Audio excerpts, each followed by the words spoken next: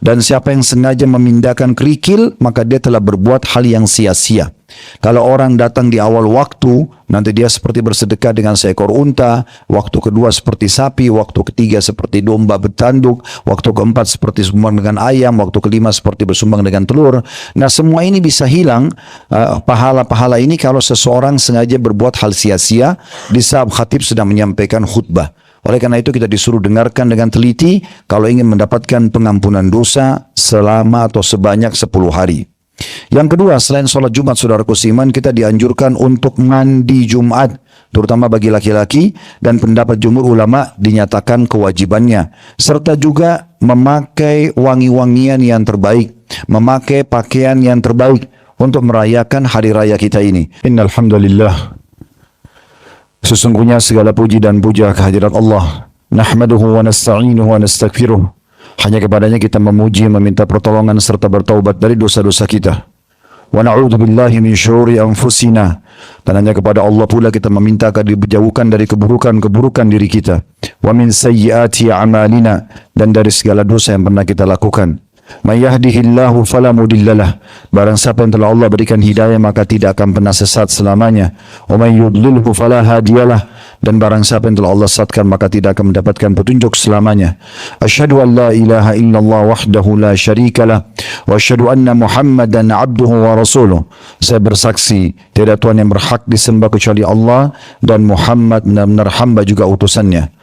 Allah mengingatkan dalam kitabnya, ya ayyuhalladzina amanu taqullaha haqqa tuqatih wa la tamutunna illa wa antum muslimun.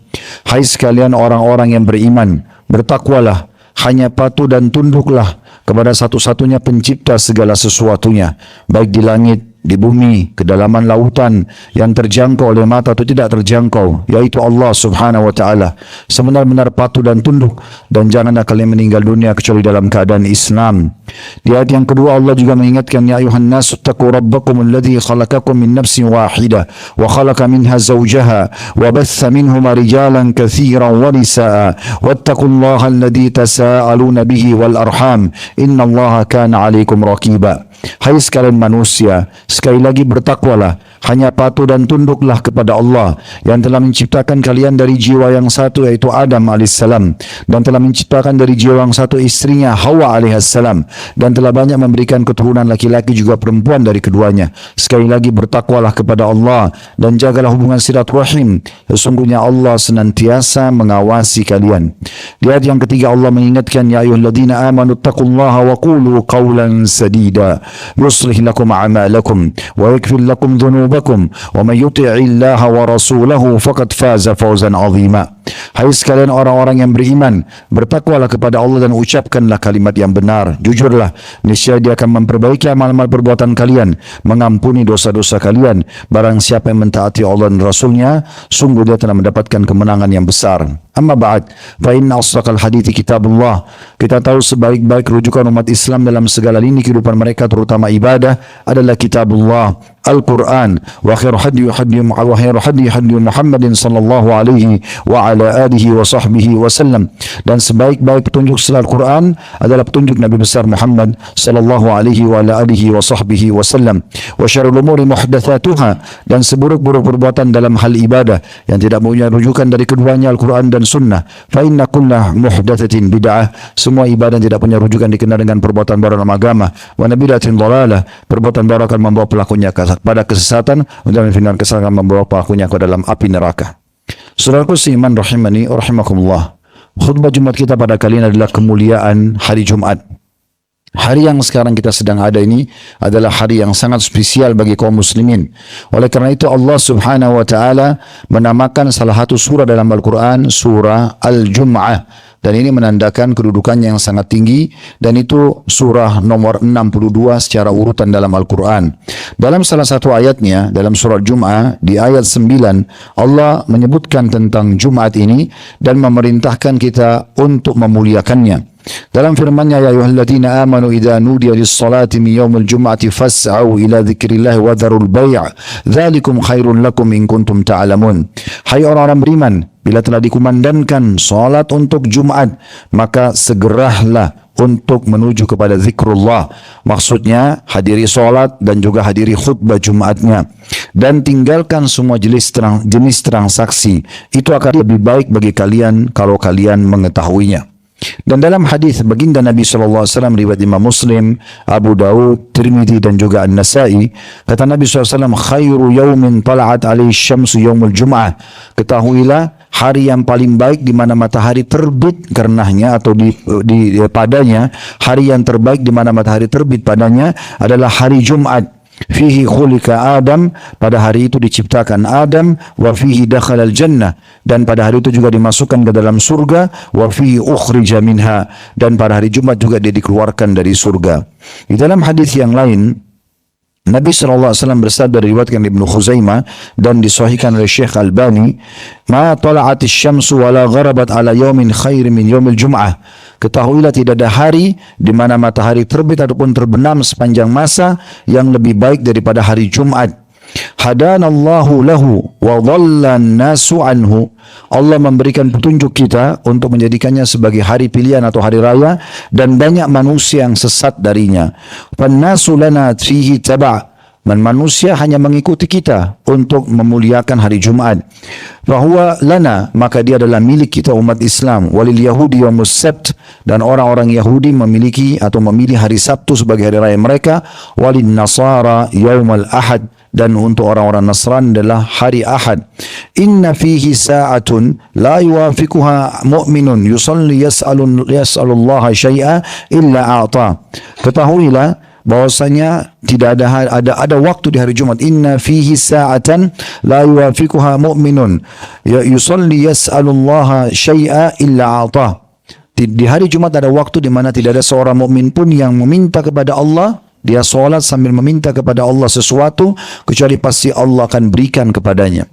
Di dalam hadis yang lain, Anas bin Malik radhiyallahu anhu menuturkan, uridatul Jum'ah ala Rasulillah sallallahu alaihi wasallam. Hari Jumat telah ditawarkan kepada Rasulullah sallallahu alaihi wasallam. Ja'ahu biha Jibril alaihissalam fi kafahu kal mir'atil bayda. Jibril datang membawanya di kedua telapak tangannya, dan dia seperti cermin yang berwarna putih. Fi wasatiha kan nuqtatis sauda, di tengah-tengahnya ada seperti titik berwarna hitam. Faqal, maka Nabi SAW bertanya, ma hadhihi ya Jibril, apa ini wahai Jibril? Qala, maka Jibril alaihissalam menjawab, hadhil jum'ah ya'riduha alaika rabbuk. Ini adalah hari Jumat yang ditawarkan Tuhanmu untukmu, hai Muhammad. Litakuna laka 'ida, agar dia menjadi hari raya untukmu, wali qaumika min ba'dik, dan juga untuk pengikutmu sesudahmu. Walakum fiha khair, di hari Jumat itu banyak kebaikan yang telah Allah siapkan untuk kalian.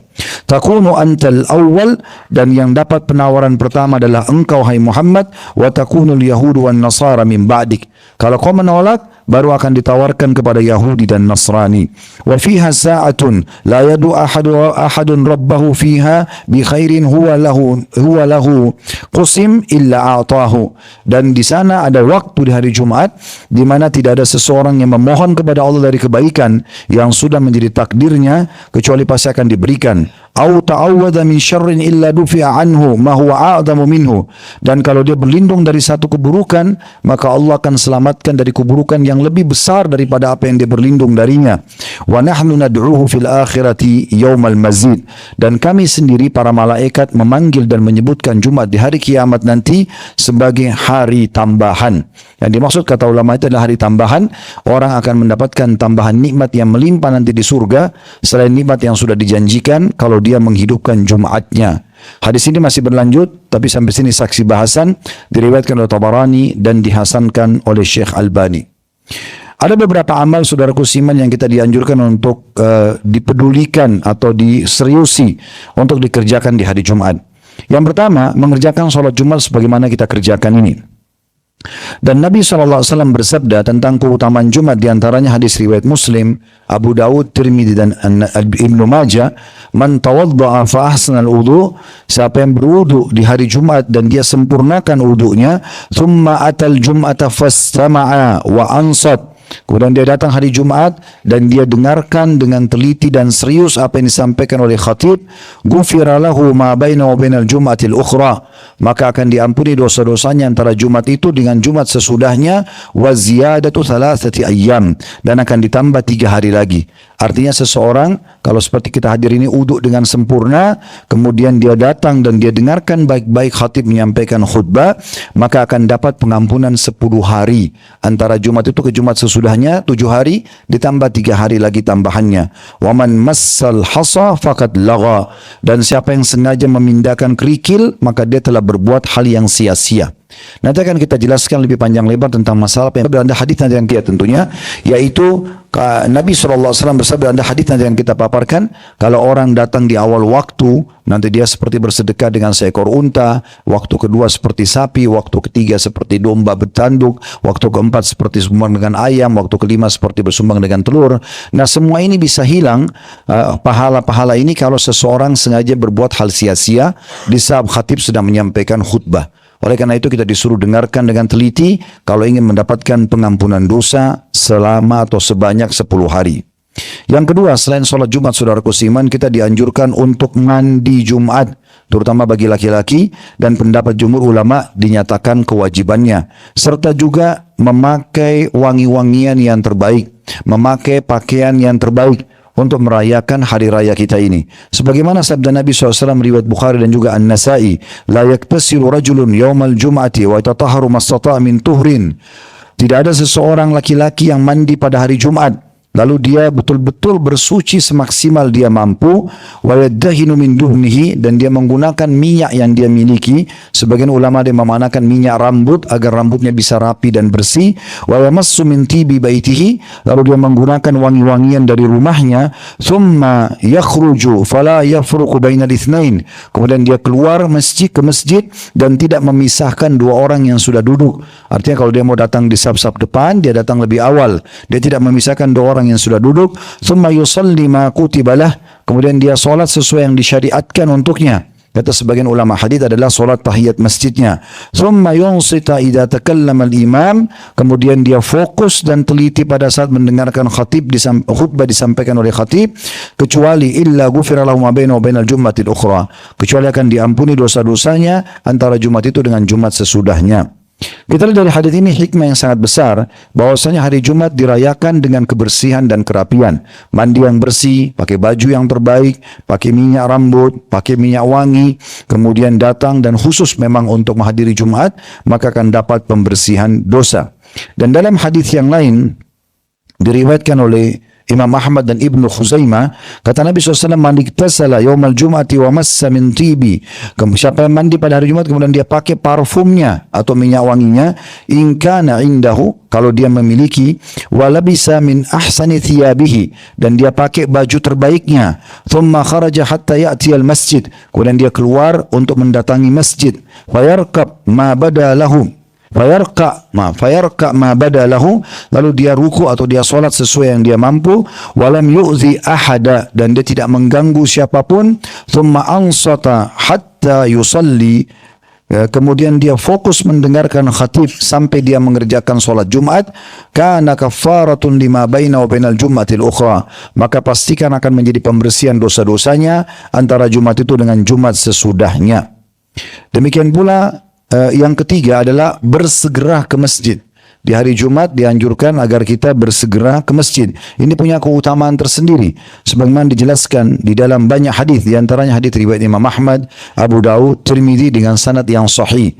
Kata Nabi SAW, man ghassala yaumal jum'ati waqtasal, siapa yang mandi di hari Jumat dengan sebersih-bersih dia mampu.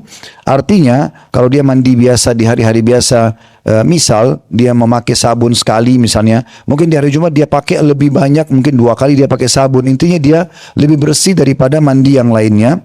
Wabakkara wabtakar, lalu dia segera datang ke masjid, ya, artinya tidak telat, ya, sebelum khatib nanti dari mimbar. Wa masya walam yarkab, dan kalau dia bisa jalan kaki, tidak berkendaraan. Wadana minal imam, kemudian dia duduk dekatnya imam atau khatib. Fastama'a walam yalgu, lalu dia fokus dengar khutbah dan dia tidak berbuat hal yang sia-sia. mungkin di masa kita termasuk bermain handphone misalnya, atau sibuk dengan aktivitas lain pada saat khatib menyampaikan khutbah, kana lau bikulli khutwatin amalu sana ajru siyamiha wa qiyamiha. Maka dia akan mendapatkan dari setiap langkah kakinya menuju ke masjid amal 1 tahun, baik puasanya ataupun sholat malamnya. Kita bisa bayangkan betapa besarnya keutamaan ini bila seseorang mandi dengan bersih, segera ke masjid, kemudian juga dia dekat dengan khatib dan mendengarkan, kemudian akan dicatatkan baginya setiap langkahnya. Ya, kalau dia ke masjid misalnya tadi bapak-bapak menuju ke sini anggap memiliki 100 langkah kaki misalnya, atau 1000 langkah kaki kena jauh. Tentu juga kalau keadaan mobil seperti keadaan di Jerman ini mungkin karena masjidnya jauh, insya Allah akan sama. Allah punya cara menghitung setiap putaran roda mobil kita, maka akan dicatatkan baginya setiap langkahnya itu amal sama dengan amal setahun penuh puasa tidak berhenti dan setahun penuh sholat malam tidak berhenti. Begitu juga di dalam hadis yang lain riwayat Imam Ahmad dengan sanad yang sahih.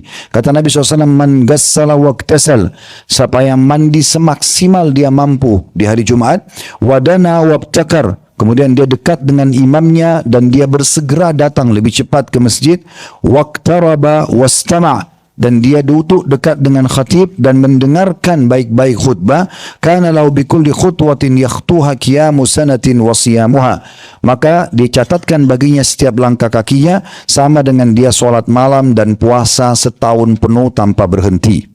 Demikian pula dalam hadis yang lain yang serupa dengan ini, kata Nabi SAW di dalam hadis yang diriwayatkan oleh Bukhari Muslim, man iktasala yaumal jum'ati guslal janabah, siapa yang mandi di hari Jumat sama dengan mandi junub. Kata sebagian ulama hadis, boleh bagi orang yang sudah menikah menggabungkan antara mandi junubnya dengan mandi Jumatnya.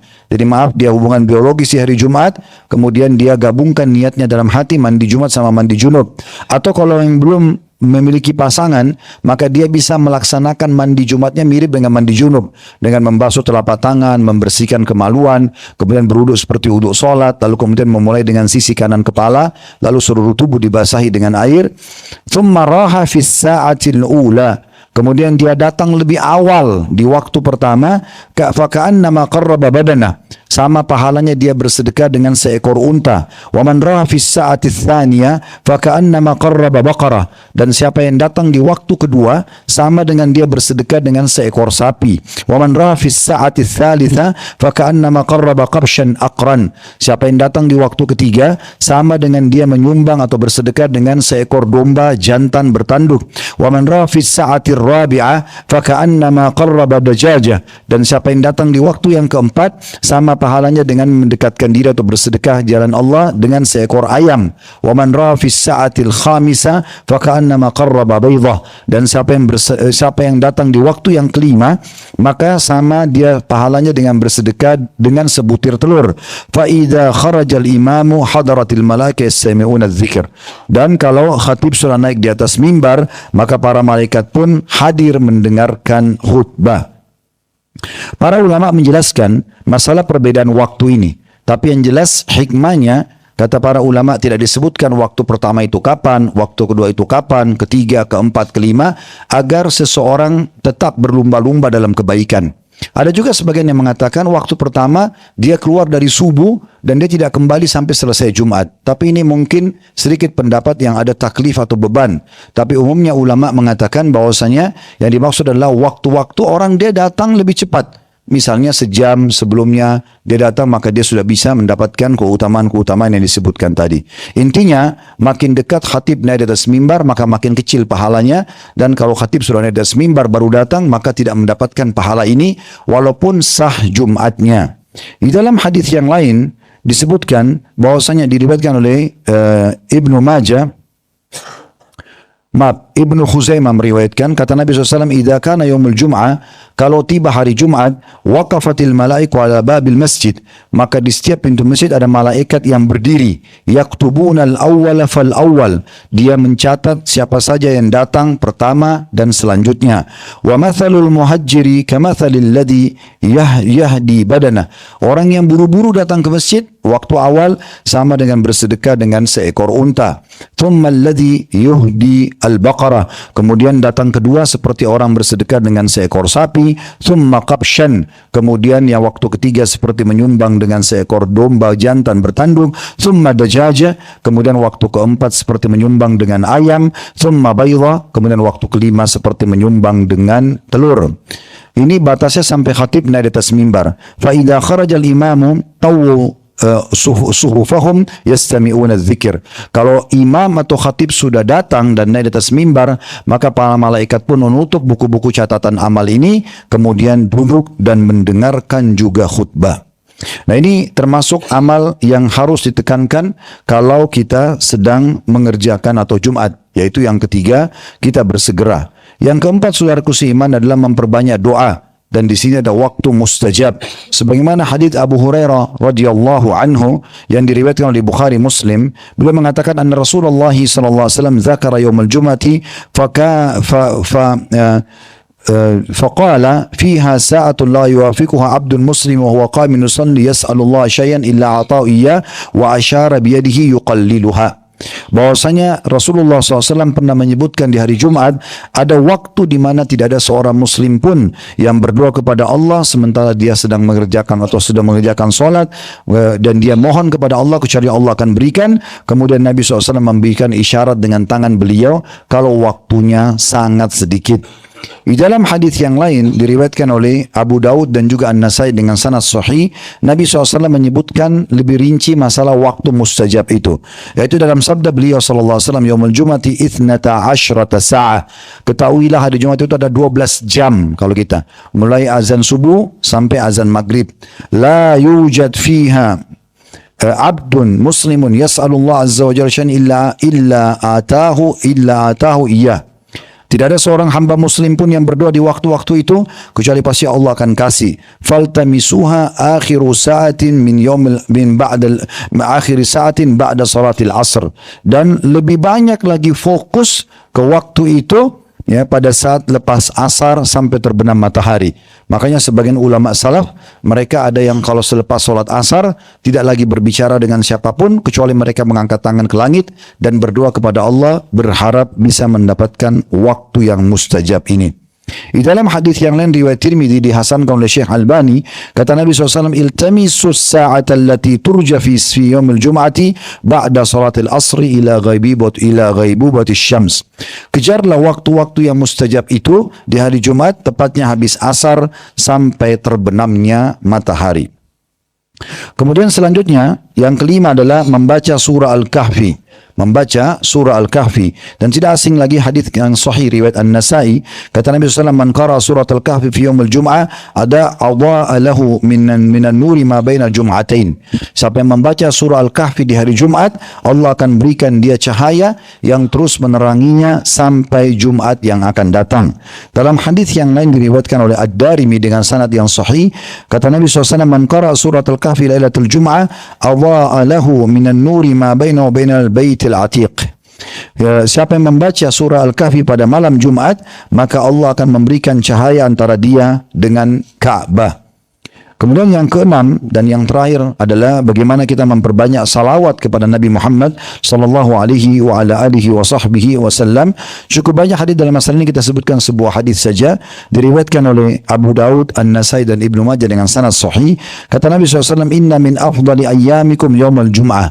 Ketahuilah hari-hari kalian yang paling baik, yang paling mulia, yang paling pantas kalian muliakan adalah hari Jumat. Fihi khulika Adam. Pada hari itu Adam diciptakan. Wa fihi qubit. Dan pada hari itu juga Adam diwafatkan. Wa fihi nafkhatu. Dan pada hari itu ditiupkan sangkakala hari kiamat. Wa fihi sa'akatu.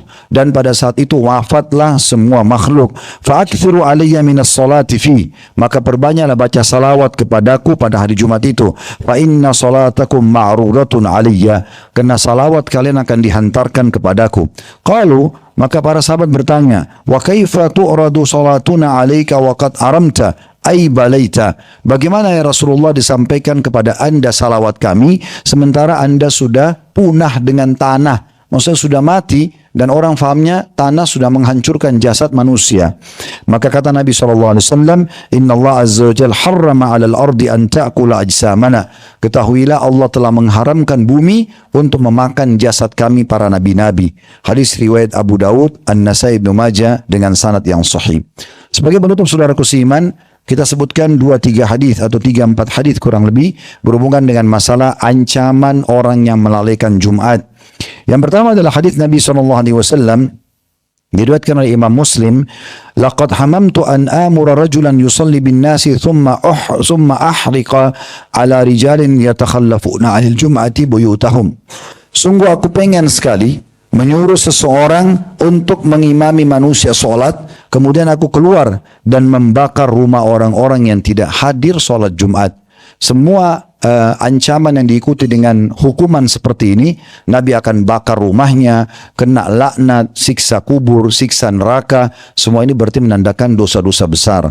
Di dalam hadis yang kedua, riwayat Imam Muslim, kata Nabi SAW, la yantahiyanna aqwamun an wad'ihimul jum'at. Harusnya orang-orang yang meninggalkan Jumat berhenti segera. Mereka harus segera kembali mengerjakan Jumat. Aula yakhtimanna Allah ala qulubihim, atau Allah akan tutup hati-hati mereka.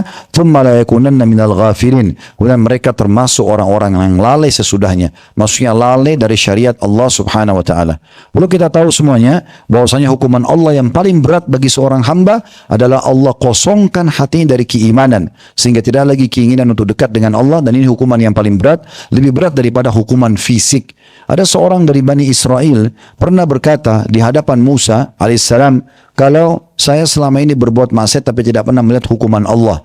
Maka Jibril pun datang lalu menyampaikan kepada Musa alaihissalam, suruh sampaikan ke orang tersebut, dia keliru. Sungguh Allah mengatakan kepadanya, aku telah menyiksamu tapi tanpa engkau ketahui. Dengan cara sudah sekian tahun, dari semenjak buat maksiat sekitar 20 tahun dalam riwayat dikatakan, sudah 20 tahun dia berbuat maksiat, maka 20 tahun itu aku angkat kenikmatan iman dari hatinya. Sehingga dia tidak pernah lagi bisa untuk beribadah kepadaku.